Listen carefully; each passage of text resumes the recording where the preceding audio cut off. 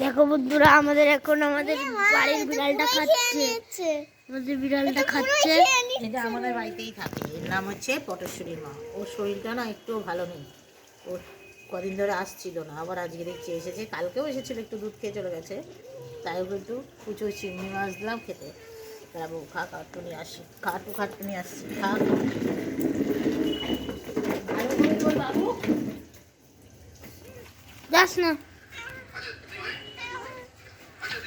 দাঁড়া দাঁড়া, খাওয়ার জিনিস না।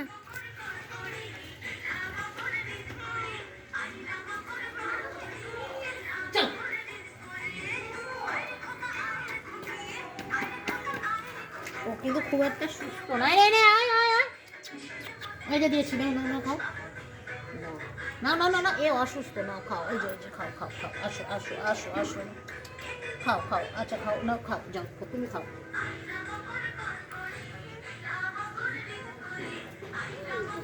আসো আসো, তুই চলে যা।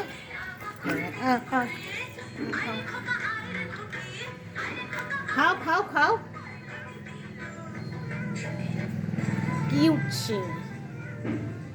আসো আসো আসো।